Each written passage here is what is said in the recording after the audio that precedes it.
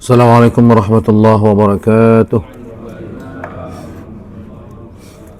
Bismillahirrahmanirrahim.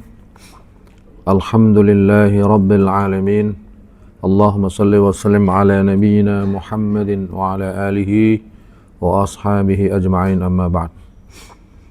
Alhamdulillah jamaah sekalian, pada malam hari ini Allah memberikan kenikmatan sehat kepada kita, kenikmatan iman kepada kita, sehingga kita bisa hadir dalam sholat isya berjamaah.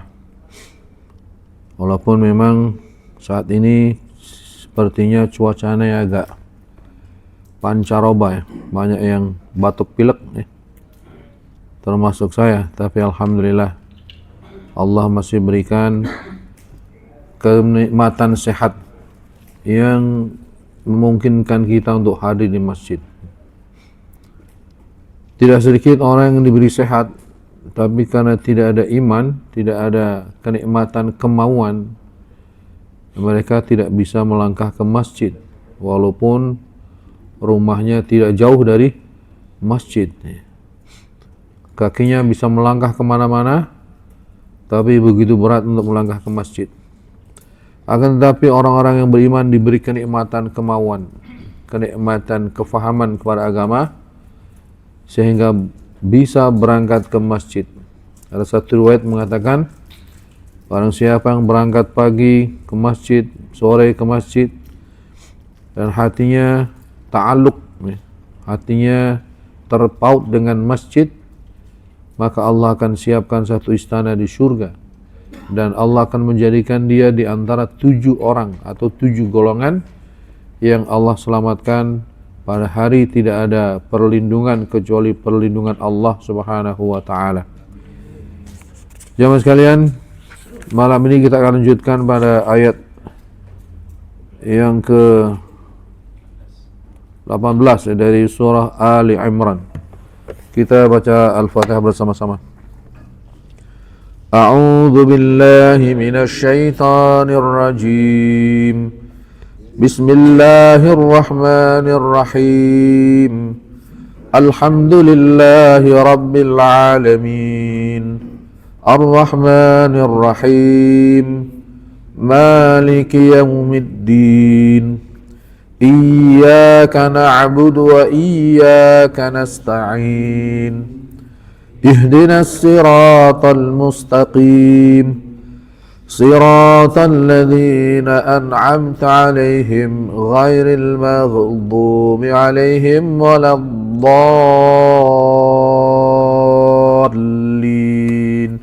آمين. Saya baca lanjutan ayat yang telah kita tadabbur kemarin. Syahidallahu annahu la ilaha illa huwa wal malaikatu wa ulul ilmi qa'iman bil qist. La ilaha illa huwal azizul hakim. Inna ad-dina 'indallahil islam. وما اختلف الذين أوتوا الكتاب إلا من بعد ما جاءهم العلم بغيا بينهم ومن يكفر بآيات الله فإن الله سريع الحساب فإن حاجوك فقل أسلمت وجهي لله ومن اتبعني وقل للذين أوتوا الكتاب والأميين أأسلمتم فإن أسلموا فقد اهتدوا وإن تولوا فإنما عليك البلاغ والله بصير بالعباد إن الذين يكفرون بآيات الله ويقتلون النبيين بغير حق ويقتلون الذين يأمرون بالقسط من الناس فبشرهم بعذاب أليم. أولئك أولئك الذين حبطت أعمالهم في الدنيا والآخرة أولئك الذين حبطت أعمالهم في الدنيا والآخرة وما لهم من ناصرين ألم تر إلى الذين أوتوا نصيبا من الكتاب يدعون إلى كتاب الله ليحكم بينهم ثم يتولى فريق منهم وهم معرضون ذلك بأنهم قالوا لن تمسنا النار إلا أياما معدودات وغرهم في دينهم ما كانوا يفترون فكيف إذا جمعناهم ليوم لا ريب فيه ووفيت كل نفس ما كسبت وهم لا يظلمون شهد الله أنه لا إله إلا هو يعني الله بين وأعلم تعالى عباده بانفراده بالwahdaniyah. Allah menyatakan bahwasanya tidak ada Tuhan kecuali Dia. Tidak ada ilah kecuali Dia. Wal malaikatu wa ulul ilmi qa'iman bil qist. Begitu juga para malaikat dan para ahlul ilmi qa'iman bil qist, yang mereka menegakkan keadilan. Dalam tafsir yang lain, qa'iman bil qist ini adalah untuk menyatakan halnya Allah, yaitu Allah yang muqiman lil adli fima yuqsimu minal ajali wal arzaq, yang adil dalam memberikan rezeki, memberikan umur kepada seluruh hambanya. Jadi jamaah sekalian, Allah yang menyatakan bahwasanya tiada Tuhan kecuali Dia. Begitu juga malaikat, begitu juga ahlul ilmi. Wa huwa la ilaha illahu, tiada Tuhan kecuali Dia. Wa huwal azizul hakim. La ilaha illa huwal azizul hakim. Tiada Tuhan kecuali Dia yang maha perkasa lagi maha bijaksana. Inna ad-dina indallahil Islam. Yani asyar'ul maqbul indallahi wal Islam. Wala dina yardahullah siwal Islam. Sesungguhnya agama yang ada di sisi Allah adalah agama Islam. Syariat yang makbul, yang diterima di sisi Allah adalah Islam. Wala dina yardahullah siwal Islam. Tidak ada agama yang diridhoi oleh Allah kecuali Islam. Ini pernyataan Allah bahwasanya agama yang diterima atau yang ada di sisi Allah hanya agama Islam. Lalu agama yang lain bagaimana? Ya tadi dikatakan wala dina yardahullah siwal Islam. Tidak ada agama yang diridhoi oleh Allah kecuali Islam. Apakah ini sebagai satu ujaran misalnya ya, tidak toleran? Bukan ya. Jamaah sekalian, di dalam masalah akidah, di dalam masalah agama itu tidak ada toleransi. Jadi tidak ada toleransi di dalam perkara agama. Yang ada toleransi adalah di antara pemeluk agama. Ya, saya ulangi jamaah sekalian ya. Jadi antar agama ya, tidak ada toleransi. Islam juga tidak ada toleransi di dalam masalah akidah, masalah agama. Toleransi itu adalah antara pemeluk agama, antara orang Islam dan yang bukan Islam. Itu ada toleransi. Kita saling menghargai, saling menghormati. Tapi di dalam perkara agama seperti ayat Allah tadi, tidak ada agama yang ada di sisi Allah. Sesungguhnya agama yang ada di sisi Allah adalah Islam. Itu memang tidak toleran.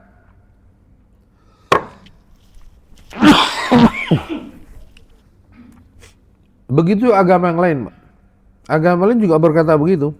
Kalau orang Kristen bilang ya agama Kristen yang benar. Orang-orang agama lain juga begitu. Jadi toleransi itu bukan antar agama, tapi antar pemeluk agama. Bismillahirrahmanirrahim.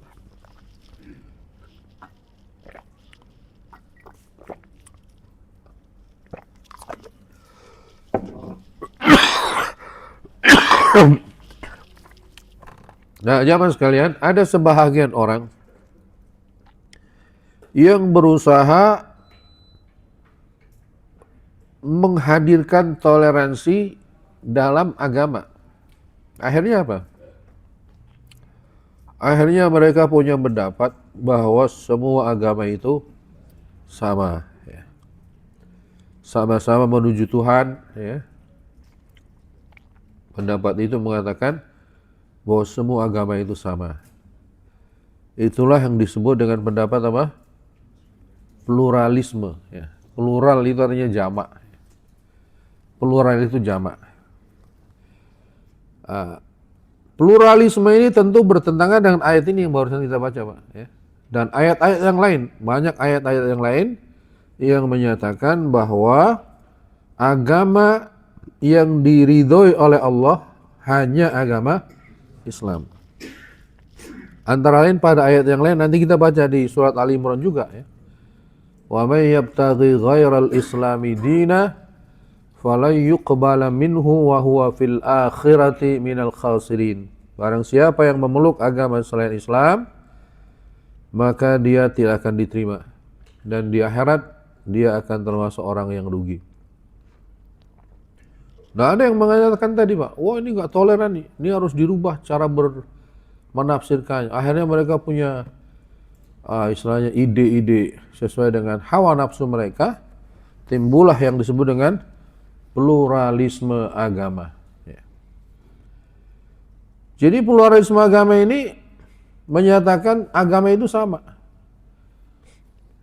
Kalau agama sama, misalnya apa ya? Kalau agama itu sama, artinya sama-sama diridhoi. Untuk apa adanya dakwah kemana-mana? Untuk apa Nabi yang menyebarkan agama ke seluruh dunia? Untuk apa sahabat-sahabat sampai berperang menyebarkan agama? Mempertahankan iman, ya, sampai mereka sebahagian syahid di jalan Allah karena mempertahankan imannya.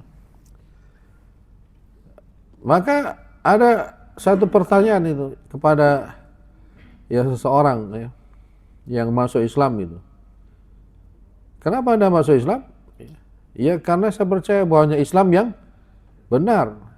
Anda percaya agama yang lain benar? Enggak. Kalau seandainya saya percaya agama yang lain, ngapain saya masuk Islam? Karena saya masuk Islam ini banyak tantangannya. Saya diusir, saya segala macam lah. Ya kira seperti itu. Kalau agama sama, maka sahabat Yasir tidak akan, ya, istilahnya dibunuh. Sahabiah Sumayyah tidak akan dibunuh, mempertahankan iman kalau agama itu sama, ya. Jadi jelas-jelas jamaah sekalian pernyataan Allah dalam barusan ayat yang dibaca dan juga pada ayat-ayat yang lain bahwa agama yang diridhoi oleh Allah hanya agama Islam. Itu harus ada dalam diri kita dan di dalam hati anak-anak kita juga. Ketika keyakinan ini tidak mantap, lalu yang dipercayai keyakinan pluralisme tadi, agama itu sama, akhirnya apa jemaah sekalian? Ideologi ini dikembangkan begitu rupa sehingga orang itu menggampangkan soal agama. Jadi akhirnya ya maaf di sebahagian daerah, ya, ada yang menganggap agama itu sama sehingga satu keluarga itu bisa bermacam-macam agamanya, ya. Mungkin bapaknya Islam, ibunya Islam, anaknya Kristen atau apa, Hindu bahkan, ya. Berpindah dari satu agama ke agama lain itu gampang karena sama dia pikir. Tapi kita yang meyakini kebenaran Quran, ya, yang mengimani kebenaran Quran, ya harus meyakini ayat tadi.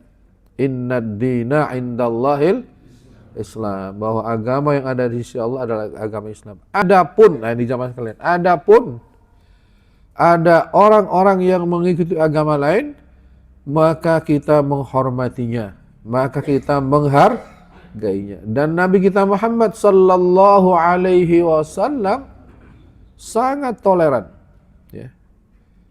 Jadi toleransi di zaman Nabi itu luar biasa, Pak. Bahkan mungkin kalau dibandingkan dengan pemimpin-pemimpin yang lain, pemimpin paling toleran adalah Rasulullah sallallahu alaihi wasallam. Contohnya apa? Contohnya ketika Nabi berperang misalnya, ada salah satu wasiat Nabi, jangan kau ganggu orang-orang yang sedang beribadah di tempat-tempat ibadah mereka. Maksudnya orang-orang yang bukan Islam. Nggak boleh diganggu, Pak. Ya kalau Yahudi berarti di apa namanya itu? Sinagog. Ya. Kalau Kristen ya di kanisah, di apa? Gereja. Nggak boleh diganggu. Itu Nabi yang berwasiat kepada pasukan perang. Dalam perang saja tidak boleh mengganggu orang-orang yang bukan kaum muslimin. Bahkan Nabi saja punya mertua yang bukan Islam, Pak. Bahkan lagi ya, Nabi punya pembantu yang bukan Islam, orang Yahudi, anak Yahudi. Coba, bisakah kita membayangkan? Ya? Nabi punya pelayan non Muslim, ya seorang gulam, anak ABG begitu melayani Nabi, orang Yahudi bukan Islam. Coba kalau seandainya Nabi tidak punya toleransi. Nggak bakalan. Satu hari anak ini sakit. Anak abik ini sakit. Nabi menengok, mengunjungi dia. Ini juga menjadi satu ajaran dalam agama kita bahwa menengok orang sakit itu, mau Islam, mau tidak Islam, ini menjadi satu akhlak kita, ya. Jadi kalau masalah sakit, masalah kemanusiaan lah, ya, itu tidak melihat apa? Agama, ya. Ini Nabi menengok orang sakit nih, yang anak Yahudi ini. Lalu Nabi berkata kepada anak Yahudi ini, aslim. Masuk Islamlah nak. Dia lagi sakit nih, diajak masuk Islam. Lalu anak ini karena dia ada bapaknya di sampingnya, dia nengok bapaknya. Kira-kira dia nanya gitu, bapaknya kodenya ini, isyaratnya kira-kira boleh apa enggak gitu. Dia enggak jawab langsung gitu. Dia lihat bapaknya, wajahnya. Bapaknya itu berkata, Pak, kepada anak ini, Ati Abul Qasim. Kamu ikuti saja, taati saja Abul Qasim. Abul Qasim ini adalah panggilan, ya, orang-orang Quraisy kepada Nabi karena Nabi punya anak namanya Qasim. Kamu ikuti aja bapaknya Qasim. Ya sama aja di Indonesia kan juga begitu kan. Kalau seorang ayah punya anak yang namanya misalnya Budi, ya, itu bapaknya Budi. Ya.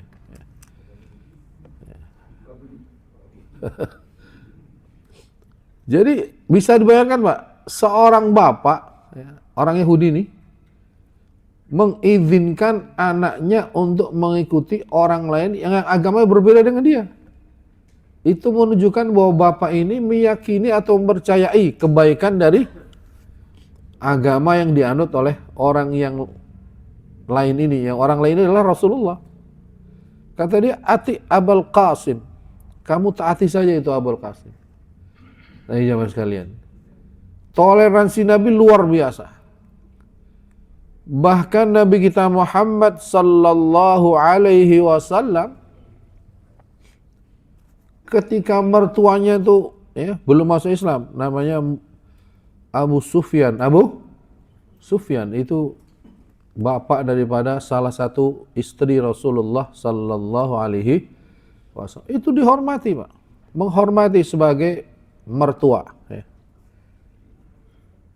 Bahkan lebih jauh lagi, salah satu anak Nabi Zainab, itu suaminya juga bukan Islam. Jadi ada salah satu anak Nabi namanya Zainab itu. dia menikah pada zaman jahiliyah atau zaman sebelum datang Islam, di mana pernikahan pada waktu itu ya belum ada aturan secara syar'i sehingga diperbolehkan ya menikah dengan siapa saja dari kalangan mereka. Zainab ini menikah dengan Abul As, salah seorang ya, Quraisy, pemuda Quraisy yang bagus akhlaknya, tapi bukan Islam. Sampai ketika Nabi diutus itu, dia nggak masuk Islam. Sampai Nabi hijrah pun dia belum masuk Islam. Tapi waktu itu belum ada ayat yang mengharamkan pernikahan muslimah dengan non-muslim. Sehingga Nabi ya dibiarkan ya. Memang Zainab ini cintanya luar biasa kepada Abul As, dan Abul As pun cintanya luar biasa kepada Zainab. Sehingga Nabi biarkan ya perjalanan cinta dua anak manusia ini, karena pada waktu itu aturan syaraknya belum ada. Kalau sekarang nggak bisa, Pak. Sekarang sudah jelas hukumnya, seorang muslimah tidak boleh menikah dengan non muslim ya. Waktu itu belum, sehingga dibiarkan. Tapi nanti ketika ayat itu turun, ya akhirnya Zainab disuruh ke Madinah berpisah dengan Abul As. Cuma hal yang boleh dikatakan satu hal yang luar biasanya Pak. Abul As ini jamaah sekalian, suaminya Zainab ini, menantu Rasulullah ini, ya, pada saat orang Quraisy mengadakan tantangan perang, yaitu perang Badar yang kemarin sudah kita bahas, ya, itu Abul As juga ikut Pak. Jadi menantu ikut memerangi mertua, ikut perang juga. Udah itu ketangkap lagi, jadi tawanan perang. Menantu lawan mertua kalah, jadi tawanan perang. Coba kira-kira kalau kita jadi mertuanya gimana nih, menantu begini nih ya? Hah? Mungkin kita gemes banget nih menantu kan? Tapi Nabi tidak. Ini bagaimana lapangnya jiwa Nabi ya. Bahkan ketika diputuskan bahwa tawanan perang, kalau kemarin kita bahas ya, tawanan perang itu ada yang ditebus, ada yang mengajari anak-anak Madinah ya. Nah ini Abul As ini salah satu yang ditebus. Nabi melihat ada kalung yang ditunjukkan ini adalah tebusan kepada salah satu tawanan perang kita. Nabi melihat kalung itu ya Mas sekali. Itu Nabi tahu betul bahwa ini pasti miliknya Zainab. Dia nebus suaminya. Karena kalung itu adalah kalung istri Nabi, yaitu Khadijah radhiyallahu anha, yang dihadiahkan kepada Zainab. Zainab sangat cintanya pada Abul As, itu kalung kenangan dari ibunya untuk nebus suaminya. Coba kalau kira-kira kita yang jadi mertuanya itu lihat, Nabi lihat kalung itu, akhirnya Nabi bilang, wahai sahabat-sahabatku, bolehkah aku minta sesuatu dispensasi? Tolong orang yang ditebus dengan kalung ini dibebaskan. Dan kalung ini dikembalikan kepada pemiliknya. Karena dia tahu kalung ini milik siapa? Zainab. Itu jamaah sekalian, toleransi. Bagaimana tidak toleransinya Nabi? Luar biasa. Tapi tetap jamaah sekalian, ya, ketika masalah akidah, orang-orang Quraisy, orang-orang kafir datang, ya Muhammad, gimana kalau kita damai saja? Aku beriman pada Tuhanmu, engkau juga beriman pada Tuhanku. Kita gantian ibadah, sehari aku ikut kamu, sehari kamu ikut aku. Langsung turun ayat, Qul ya ayyuhal kafirun la a'budu ma ta'bud. Itu masalah akidah tidak ada toleransi Pak. Lakum dinukum waliyadin, agamaku. Tidak ada toleransi. Yang benar hanya Islam. Akan tetapi kepada orang yang bukan Islam kita toleransi, ya. Sesama manusia kita toleransi. Sebagaimana dicontohkan oleh Rasulullah Sallallahu Alaihi Wasallam itu dalam kehidupan Nabi, banyak kisah-kisah bagaimana Nabi memberikan kasih sayangnya tanpa melihat siapa dia gitu. Kalau kita mungkin masih milih-milih ya, kalau wah ini orang kafir ngapain di Nabi enggak, Pak. Nabi secara kasih sayang kemanusiaan itu ya luar biasa. Nih kenapa saya tekankan ini sih, Pak? Karena kita ini sering dituduh ya, maaf. Islam itu tidak toleransi, Islam itu tidak toleransi ya. Oh Islam ini enggak menghormati agama lain. Ya. Memang ayatnya begitu. Bunyinya innad dina indallahil, akan tetapi di dalam kehidupan sesama manusia, sesama anak bangsa lah. Kalau di Indonesia sama-sama anak bangsa, ya kita wajib saling menghormati. Urusan ente mau ke gereja, mau ke kuil, mau silakan. Saya ke masjid gitu. Jangan sama-sama ikut ke. Ya udah hari ini ente ke masjid, besok saya ikut ke. Bukan begitu, Pak. Ya. Itu bukan toleransi itu, ya. Bukan toleransi. Dalam masalah ibadah, masalah akidah tidak ada toleransi. Toleransi itu adalah dalam hubungan kemanusiaan. Kita punya tetangga ya. Tetangga itu, Pak, punya hak yang berbeda-beda. Diterangkan dalam satu riwayat hadis bahwa kalau tetangganya itu tetangganya non muslim ya, maka dia punya hak satu. Hak sebagai tetangga. Ya, namanya hak sebagai tetangga, kata Nabi, fal yukrim jarahu, hendaklah engkau menghormati tetangga. Apapun agamanya, punya hak sebagai tetangga. Tapi kalau dia tetangga, dia juga Islam, maka dia haknya dua. Dia tetangga sebagai tetangga, keduanya dia sebagai Muslim. Nah kalau dia tetangga, Islam, udah itu saudara lagi. Haknya tiga, Pak. Ini paling banyak haknya nih. Ya. Kira-kira kalau kita punya sesuatu yang didahulukan ini. Yang tetangga, udah itu sama agamanya, udah itu saudara. Ya. Ini haknya tiga soalnya. Jadi jemaah sekalian, Islam tidak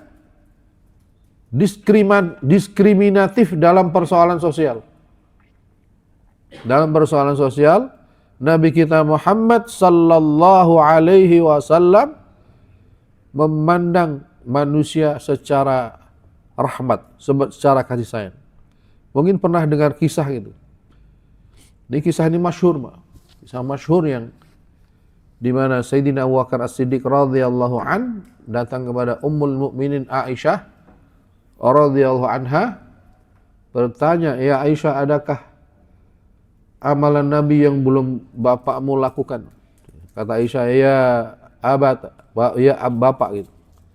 Engkau adalah orang yang paling mendekati dengan amalan Nabi." Artinya sunnah-sunnah Nabi hampir semua sudah diamalkan. Engkau paling dekat ya, dengan amalan Rasul. Tapi ada satu yang mungkin belum dilakukan. Apa itu? Adalah memberi makan, menyuapi seorang buta di ujung pasar yang biasa dilakukan oleh Rasulullah sallallahu alaihi wasallam. Wah, di mana itu? Ada di ujung pasar. Wah, langsung Sayyidina Abu Bakar tidak mau ketinggalan ya. Didatangilah itu orang buta, pengemis buta.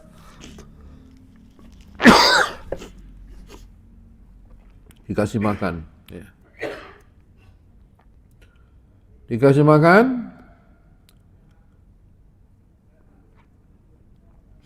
Rupanya Abu Bakar ini karena belum terbiasa ya, jadi kalau ngasih makan kayak kalau kita gandum lah ya, kayak bubur itu, masih agak kasar dimasukin aja. Ayo Pak, makan. Ini kamu siapa sih? Kamu bukan yang biasa ya? Tahu dia. Kok tahu Bapak ini? Kalau yang biasa itu sebelum masuk ke mulut saya dia lembutin dulu sehingga saya langsung bisa menelan. Yang biasa kemana ya? Pak, yang biasa nyuapin bapak itu sudah meninggal dunia. Udah meninggal. Siapa dia? Dia adalah Muhammad Rasulullah sallallahu alaihi wasallam. Nangis orang ini, Pak. Nangis orang ini. Jadi selama ini orang yang saya caci maki, ya, yang saya caci maki, saya kata-katain, ternyata selama ini dia yang menyuapi saya. Waduh. Jadi orang ini kalau waktu zaman Nabi nyuapin itu sambil ngomong-ngomong, Pak. Wah, Muhammad gila, Muhammad. Begitu sambil ngomong-ngomong. Nabi nyuapin aja. Dan Nabi tidak memperkenalkan dirinya sampai berpisah. Sampai Abu Bakar mengatakan, suapinya, disuapinnya dengan ikhlas, lapang dada.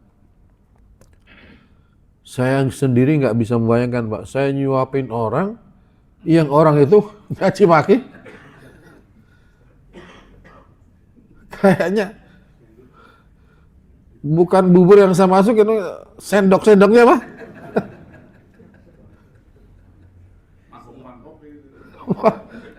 Gak sabar kita, Pak. Coba bayangkan Nabi, begitu sabarnya Nabi. Ya. Ternyata ini orang Yahudi, Pak. Orang apa? Yahudi. Nah, kurang toleransi seperti apa Nabi? Tapi tadi, Pak, ketika masalahnya masalah akidah, qul ya ayyuhal kafirun. Katakanlah, Muhammad, orang-orang kafir, la a'budu ma ta'budun. Wala antum a'biduna ma a'bud. Kira-kira seperti itu, Pak. Jadi jangan kita tergiur oleh kalimat-kalimat provokasi dari kaum pluralisme tadi, Pak. Agama sama, kan semuanya kepada Tuhan misalnya. Memang kepada Tuhan, tapi Tuhan yang mana? Tuhan dia dan Tuhan saya berbeda. Anggaplah kita sama-sama menuju satu arah, tapi arah saya arah yang lurus. Ya, jadi tetap ini yang harus kita tancapkan dalam dada kita dan dada anak-anak kita. Dan jamaah sekalian, maaf nih, akibat propaganda pluralisme itu, ya bisa kita lihat dampaknya. Orang menggampangkan masalah agama ini. Kalau dia dari statistik, kalau tidak salah itu, jumlah kaum muslimin ini sekarang merosot dari 95%, kalau nggak salah sekarang itu 85 atau 87%. Kurang lebih, Pak. Ya, tapi jamaah sekalian, kita juga tidak usah berkecil hati. Kalau jumlah kaum muslimin di Indonesia ada berkurang, Pak, tapi jumlah kaum muslimin di negara barat justru bertambah. Di negara Eropa itu hampir tiap hari yang masuk Islam. Inggris itu wali kotanya aja ada yang Islam. Di Belgia yang tadinya anti-Islam sekarang mulai tumbuh Islam.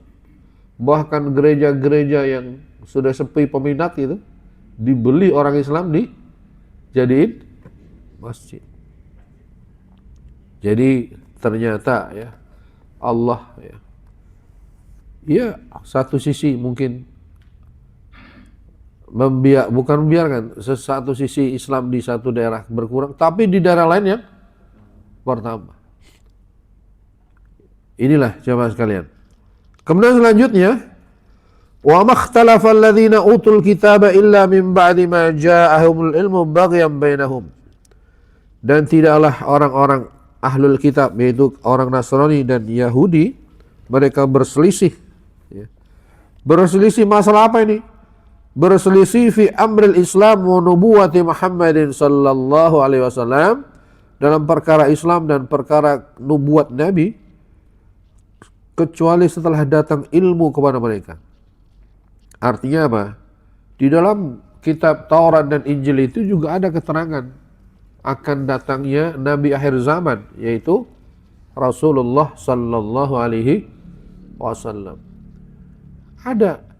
Dalam surah As-Saff itu Nabi Isa berkata kepada orang-orang Yahudi, mereka berkata, bahwa Nabi Isa berkata, aku adalah utusan Allah kepadamu, dan aku wa mubasysyiran bi rasuli ya'ti min ba'di ismuhu Ahmad, dan aku memberi kabar bahwasanya aku memberikan kabar akan datangnya Nabi setelahku namanya Ahmad.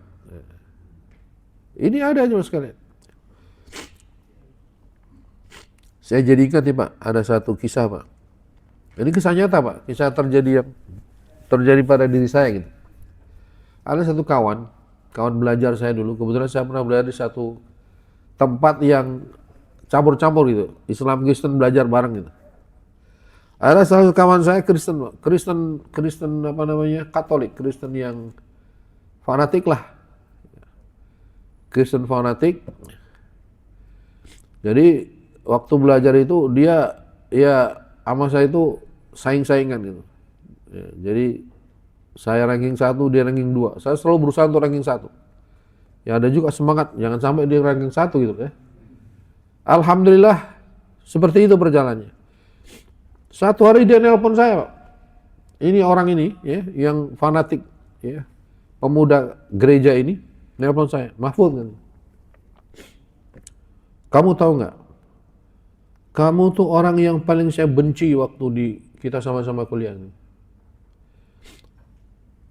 Jadi dia benci banget sama saya waktu itu ya. Apalagi waktu kamu ngasih saya Injil Barnabas. Saya tuh udah lupa ngasih dia tuh udah lupa Injil Barnabas itu. Dia masih ingat. Kamu pernah kan ngasih saya Injil Barnabas? Waktu saya benci sekali Mahfud. Tapi Mahfuz katanya, sekarang saya sudah seiman dengan kamu. Waduh, ternyata dia masuk. Belum lama saya berkunjung ya, ketemu dia. Wah, dia lebih taat dari orang Islam yang dari kecil gitu ya. Wah, ini kan kadang-kadang orang yang masuk Islam udah tua gitu ya. Tapi masuk Islamnya itu dengan apa ya? Dengan belajar gitu ya. Itu kadang lebih apa?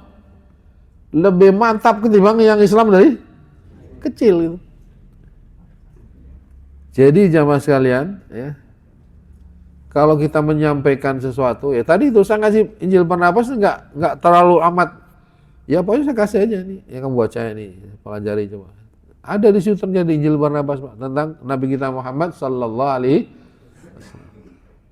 Mungkin dia pertama-tama marah gitu, pertama-tama apa? Gedek mungkin ya. Tapi lama-lama kita dibaca. Ya, ternyata Allah berikan hidayah. Akhirnya dia menjadi seorang muslim. Sekarang dia seorang dosen ya. Dia sudah doktor, Pak. Ya. Jamaah sekalian, tapi orang-orang Yahudi ini dan Nasrani ini mereka menolak nubuat Rasulullah justru ketika mereka sudah tahu. Kenapa seperti itu? Kata Allah di sini, baghyam bainahum, karena mereka hasad, mereka dengki kepada Rasulullah sallallahu alaihi wasallam. Dia nggak mau ada orang lain yang mempunyai kedudukan atau dimuliakan selain bangsa Israel. Karena Nabi kita Muhammad sallallahu alaihi wasallam bangsa Arab ya. Jadi dia maunya dari bangsa dia gitu, dari bangsa Yahudi, bangsa Israel. Nggak mau ada nabi dari bangsa yang lain. Ini namanya ta'assub ya. Fanatik pada kebangsaan, fanatik kepada kekelompokan. Ini ciri-ciri orang Yahudi, Pak. Ya. Jangan kita ta'assub pada kelompok. Ya. Kalau kebenaran itu datang, ya dari manapun kita terima. Kalau jangan bilang, oh ini bukan dari golongan saya nih, ngapain diterima? Nah ini orang Yahudi seperti itu. Tapi kalau kita orang Islam, kebenaran itu datang dari siapa saja. Kalau dia benar, ya kita terima. Nah kemudian wa may yakfur bi ayatillah, kata Allah, barang siapa yang kufur kepada ayat Allah, fa innallaha sari'ul hisab, sungguhnya Allah itu maha cepat dalam menghisab. Fa in hajjuka faqul aslamtu wajhiya lillahi wa man ittaba'an. Apabila mereka mendebatmu hai Muhammad ya, artinya mereka selalu mendebat dan segala macam, mereka tidak mau terima agama Islam ini, sudah katakan Aku memasrahkan diriku kepada Allah Subhanahu wa taala, begitu juga orang-orang yang mengikutiku. Ya kita baca ini wajjahtu wajhiya lilladzi fataras samawati wal ard wa ma ana minal musyrikin. Ini sama yang dikatakan Nabi.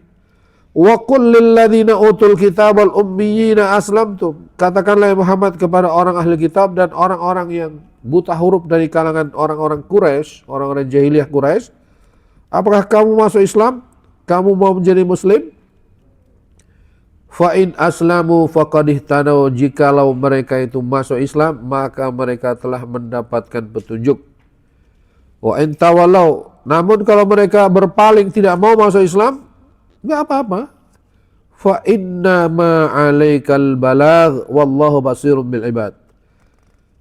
Karena kewajibanmu hai Muhammad adalah menyampaikan dan Allah Maha mengetahui kepada hambanya. Ini tasliyah ya. Artinya hiburan kepada Nabi. Ya Muhammad, kamu sudah sampaikan, masuk Islam lah. Tapi mereka nggak mau, nggak usah kecil hati. Ya. Karena kewajibanmu hanya menyampaikan tabligh. Ya. Kalau mereka nggak mau ya salah mereka, bukan salah kamu. Nah tapi kalau belum menyampaikan itu baru salah kita Pak. Ya.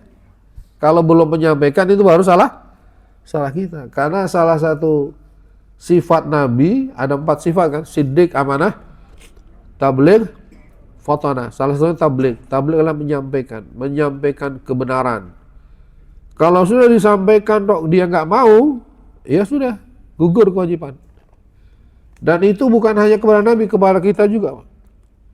Kalau kita sudah sampaikan orang nggak mau, ya sudah, gugur pula kewajiban.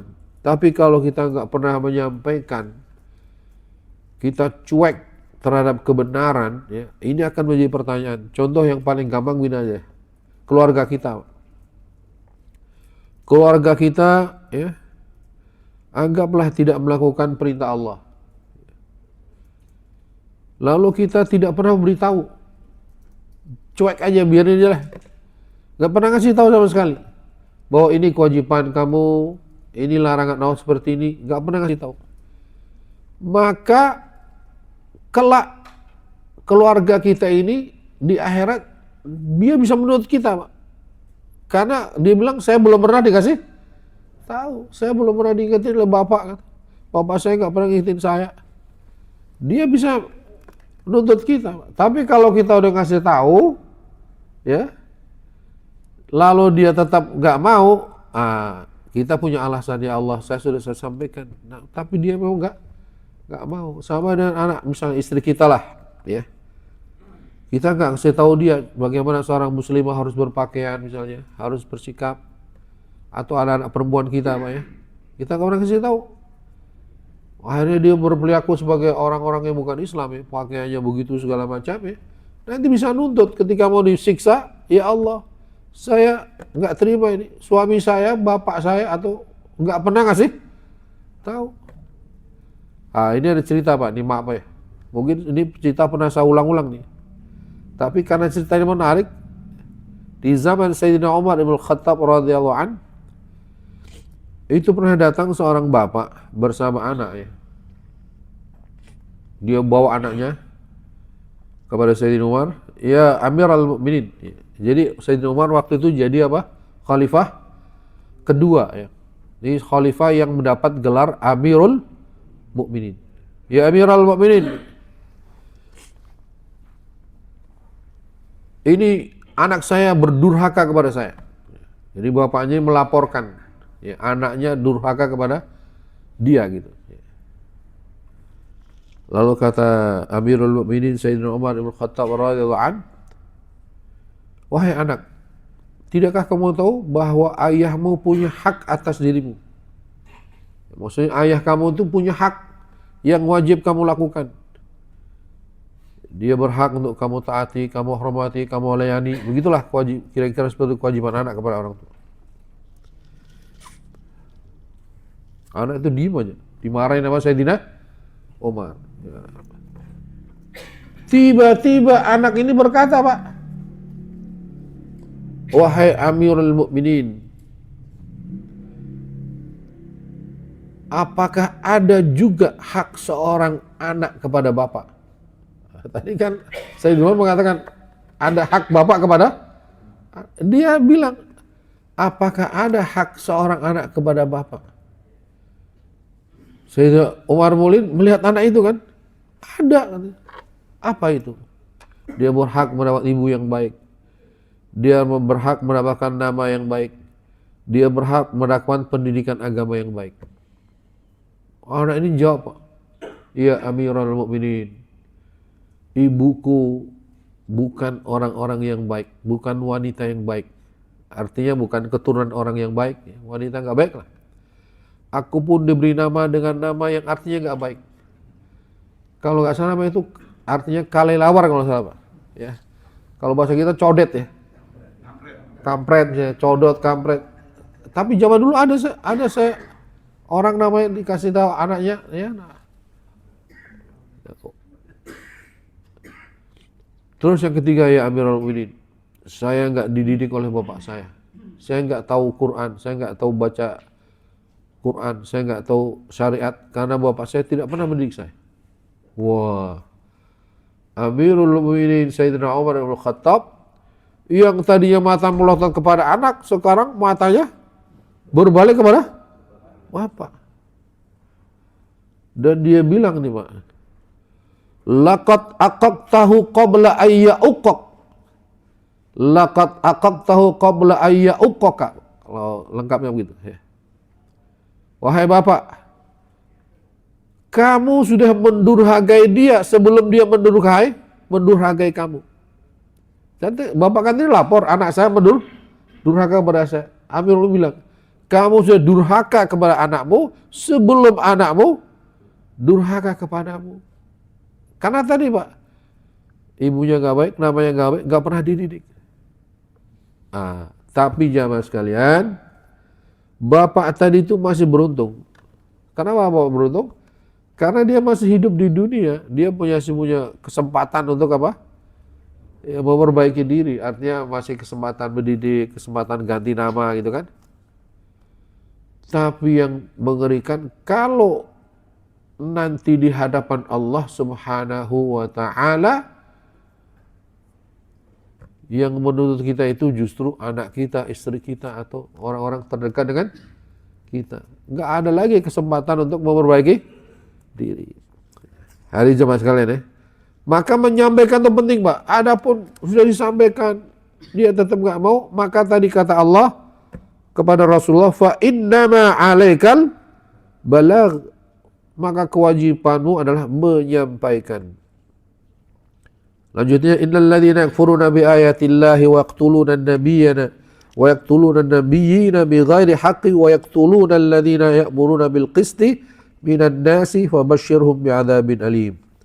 Sesungguhnya orang-orang kafir dengan ayat-ayat Allah, mengkufuri ayat Allah dan membunuh para nabi tanpa hak dan membunuh orang-orang yang memerintahkan kebenaran, keadilan dari manusia, maka fabashshirhum bi'adzabin alim. Berilah kabar kepada mereka tentang azab yang pedih.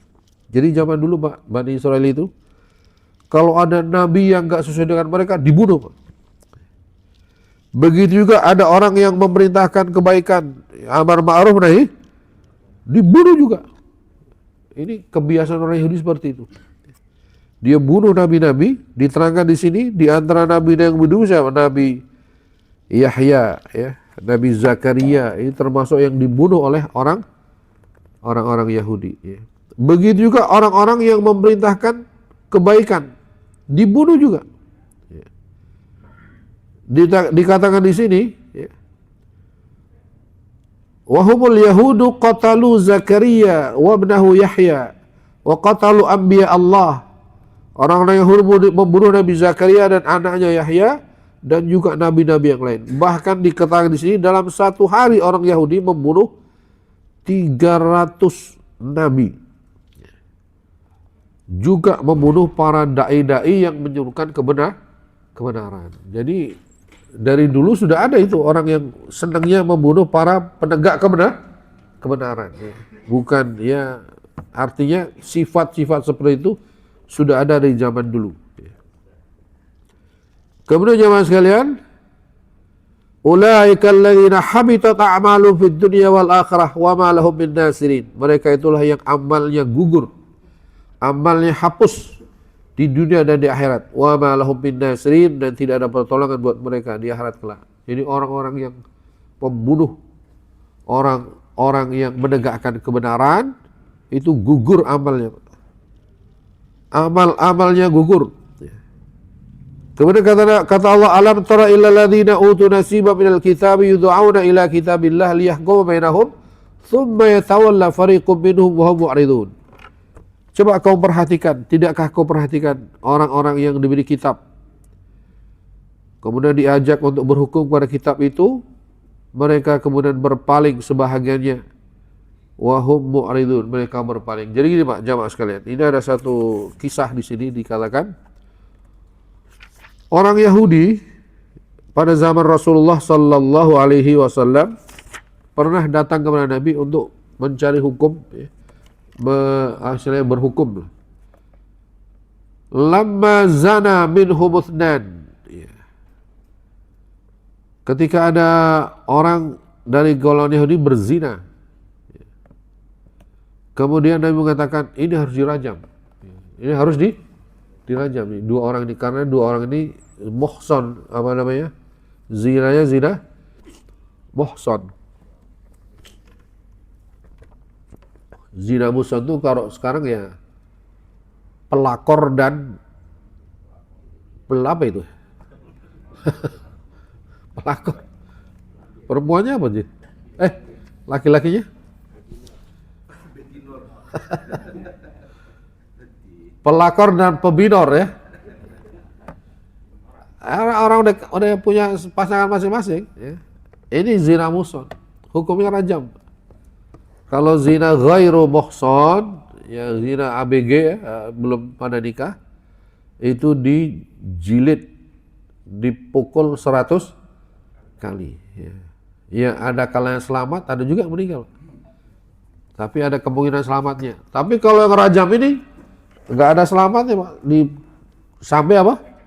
Sampai mati. Saya ada tuh foto tentang dokumentasi rajam di satu negara Pak. Oh, mengerikan itu, sampai mati. Jadi orang kafir, orang Yahudi ini ketika minta hukumnya Rasulullah, bagaimana nih hukumnya dua orang yang zina ini? Kata Nabi, apa namanya? Hukum rajam. Mereka menolak, fa'abau. Mereka menolak. Wa qalu la najidu fi kitabina. Kami enggak mendapatkan hukum ini di kitab Taurat.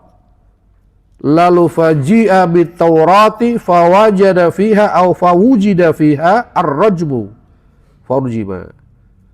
Dia bilang hukum Taurat enggak ada kan. Lalu didatangkanlah kitab Taurat, ternyata di Taurat sama hukumnya juga dirajam. Akhirnya dia dirajam. Dua orang itu akhirnya dirajam. Wa ghadibu, marah orang Yahudi. Ya. Tidak terima. Kemudian apa selanjutnya? Dikatakan, mereka bilang, dzalika bi annahum qalu lan tamassana an-naru illa ayyaman ma'dudat. Demikian itu karena mereka bilang tidak akan menyentuh kepada kami api neraka kecuali hari-hari tertentu saja. Mereka bilang 40 hari ya. Wa gharrahum fi dini ma kanu yaftarun. Jadi orang Yahudi itu sombong sekali, Pak. Kalaupun kita masuk neraka itu hanya 40 hari. Itu waktu di mana mereka itu menyembah patung anak sapi. Selebihnya tidak, karena mereka bilangnya nahnu abna'ullah, kami adalah anak-anak Allah. Mereka yakin seperti itu. Ya. Kata Allah, fa kaifa idza jama'nahum liyaumin la raiba fihi wa wufiyat kullu nafsin ma kasabat wa hum la yudlamun. Bagaimana nanti ketika kami kumpulkan dia pada hari yang tidak ada keraguan di dalamnya, yaitu hari kiamat, kemudian setiap jiwa akan dipenuhi amal-amalnya, mendapatkan ya pahala atau mendapatkan dosa, mendapatkan siksa atau kenikmatan, wa hum la yudlamun, dan mereka tidak terzalimi sama sekali. Jadi masalah ini yang zina, Pak, ya, akhirnya dirajam. Jadi hukum Taurat dan hukum Islam apa? Sama, dirajam. Kalau yang zina muhsan, yang pelakor dan itu tadi ya, dirajam dengan batu sampai mati, Pak. Ya. Masya Allah ya. Gak bisa dibayangkan kalau di Indonesia pakai hukum itu, kayaknya batu bisa habis. Cari batunya kayak susah. Saking banyaknya yang harus dirajam. Karena ini penyakit luar biasa ya. Ya maaf ya, kalau kita baca berita-berita gitu ya, sepertinya sudah dianggap remeh. Perselingkuhan itu kayaknya dianggap remeh. Banyak terjadi, Pak. Ya, tapi bukan berarti orang yang berzina itu selalu artinya udah pasti masuk neraka, tidak juga, Pak. Kalau dia bertaubat taubatan nasuha, ya Allah Maha penerima taubat. Ya Allah Maha penerima taubat. Kita pun harus husnudzon ya.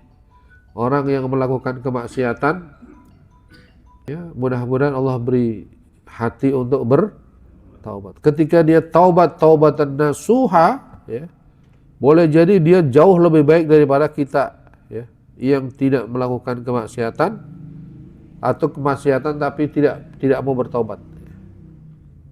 Jadi masalah rajam ini memang di Saudi pun yang melakukan atau yang menerapkan hukum Islam itu jarang sekali terjadi, Pak. Karena susahnya untuk apa? Mencari bukti. Karena zina ini harus ada 4 mata yang menyaksikan. Ya, sekarang kan susah, Pak. Orang zinanya di hotel tertutup rapat, gak ada yang bisa menyaksikan kan? Gimana itu? Jadi memang susah zina, jarang sekali bisa dihukum. Kecuali ada CCTV mungkin yang mengarahnya ke kasur hotel. Tapi di hotel gak boleh ada CCTV dalam kamar kan? Gak bisa. Jadi zina itu di zaman Nabi pun, di zaman Nabi ya, di zaman Nabi pun pernah dilaksanakan hukum rojam, hukum zina tadi. Itu karena pengakuan dari orang yang berzina. Nah itu kalau sampai mengaku begitu, nah itu baru kayaknya di Indonesia, wah luar biasa itu, lapangan penuh dengan yang mau dirajam gitu ya. Kalau di zaman ini pernah dilakukan rajam, tapi yang dirajam ini adalah seorang wanita ya, dari suku Ghamidi, Al-Ghamidiyah ya. Dia memang datang kepada Nabi. Kata dia, ya Rasulullah, tahhirni, sucikan aku. Ya. Kenapa? Dia bilang saya berzina. Ya dia udah punya suami, Pak. Dia datang untuk minta dibersihkan, disucikan. Terus dipanggillah walinya. Wali dari wanita ini, coba kamu bawa pulang dulu deh. Sampai dia melahir. Karena nanti setelah itu baru kesini lagi. Itu datang lagi, Pak, setelah melahirkan datang lagi, memang dia minta dirajam. Jarang-jarang ya begitu kayaknya. Wah, susah di Indonesia nyari begitu kayaknya. Sengaja minta dirajam.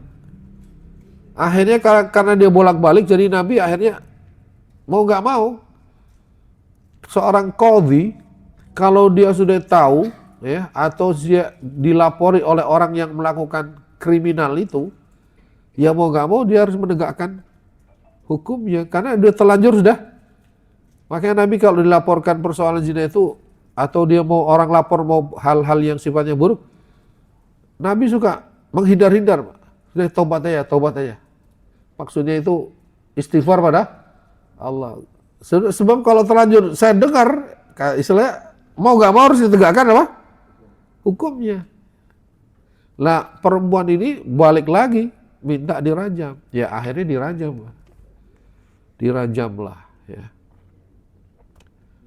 Lalu Nabi mengajak para sahabat sholat, menyolati wanita ini ya, yang dirajam tadi. Ada sahabat yang bilang, ya Rasulullah, apakah kita akan menyolati wanita kotor, wanita ahli maksiat? Kata Nabi, lau kussimat taubatuha, seandainya dibagi-bagi taubatnya dia ini kepada 70 orang ahli Madinah yang ahli maksiat ya, lakafathum, akan cukup. Artinya apa? Tobatnya ini setara dengan tobatnya 70 orang. Masya Allah. Artinya tobat wanita ini betul-betul tobat yang nasuh. Kalau nggak nasuh, nggak mungkin orang datang minta dihukum rajam itu sampai mati, Pak. Tapi karena dia yakin ya, bahwa hukum dunia atau hukum qisas itu akan menggugurkan ya hukumnya di akhirat, ternyata betul kata Nabi. Disolati loh wanita ini. Disitulah kita husnudzon, Pak. Orang yang berbuat jahat, berbuat buruk ya, tidak serta-merta dia menjadi calon penghuni neraka. Barangkali di akhir-akhir umurnya kayak wanita tadi kan, dia bertaubat, ya. Boleh jadi taubatnya jauh lebih baik daripada orang-orang lain atau bahkan dari kita. Ya, karena itu kalau kita orang jahat, Pak, ya maaf, di Indonesia ada juga tuh, saya pernah dengar cerita orang yang banyak ya, tapi di akhir umurnya terlihat kayaknya dia taubat. Bahkan saya dengar gitu cerita orang yang mengeksekusi dia itu katanya ya, ketika sudah ditembak mati itu tercium bau harum katanya. Tercium bau harum yang tidak ada di situ, maksudnya bukan minyak wangi yang dipakai oleh mereka, tercium bau harum. Padahal ini orang, wah luar biasa itu kesalahannya di masa lalu ya. Itu zaman sekarang pun ya, kalau dilihat secara zahir, wallahu a'lam, tapi kalau dilihat dari zahirnya, kelihatannya dia sudah apa? Bertaubat. Itu menunjukkan bahwa kita ya sebaiknya kepada orang-orang yang kebetulan mungkin sekarang masih dalam kesalahan, dalam kelalaian, husnudzon, doakan. Mudah-mudahan mereka mendapatkan hidayah dan mati dalam keadaan husnul khatimah. Bismillahirrahmanirrahim. Alhamdulillah rabbil alamin. Allahumma salli wa sallim ala sayyidina Muhammadin wa ala alihi wa ashabihi ajmain. Allahumma hdina siratakal mustaqim. Allahumma ihtimna bil iman wa ihtimna bil islam wa ihtimna bi husnil khatimah. Wa sallallahu ala nabiyyina Muhammadin wa ala alihi wa sahbihi wa baraka wa sallam. Subhana rabbika rabbil izzati amma yasifun. وسلام على المرسلين والحمد لله رب العالمين. سبحانك اللهم وبحمدك أشهد أن لا إله إلا أنت أستغفرك وأتوب إليك. والسلام عليكم ورحمة الله وبركاته.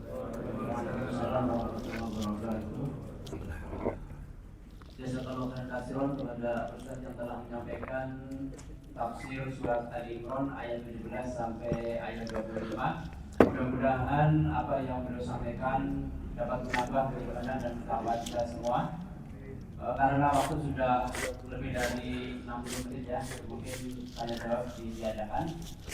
Jasa kalauran khairan kepada jamaah sekalian yang telah hadir, baik itu dari Mushola Baitul Salam dengan barikamnya Tuan Yasin, dari Baitul Barakah dan